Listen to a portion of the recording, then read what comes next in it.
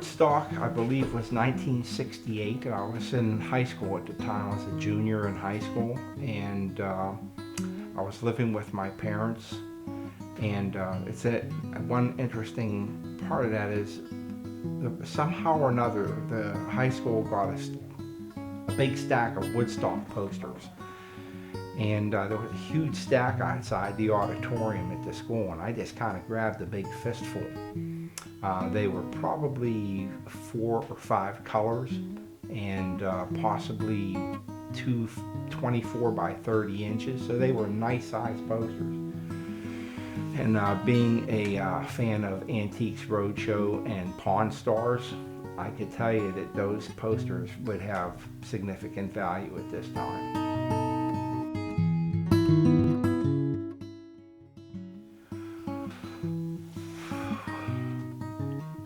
Woodstock was a pretty impactful event, not just for me, but for all the guys or all the kids in my generation, because it was like the apex of what you would call the hippie movement.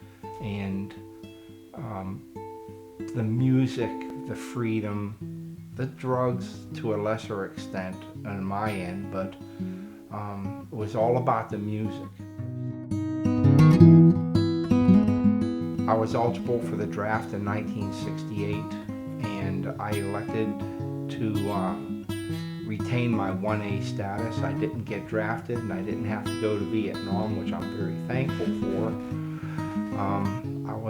I didn't know if I was for or against the war. I know that most of the veterans that I was with, I was going to community college at the time in 1970, and the guys that I was in college with were just coming back from Vietnam. Told me I did the right thing not going.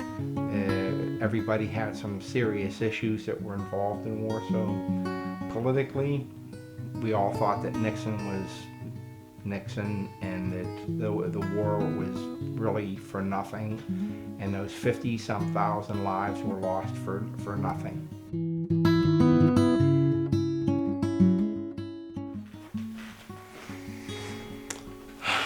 What life lessons have I learned from the political and social events? I guess one of the most impactful aspects of that time was race relations. The events in Selma and Birmingham, and having black friends. I lived in a mixed neighborhood.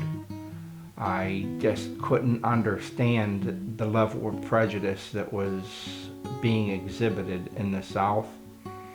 And I think that's probably the most important aspect of the time.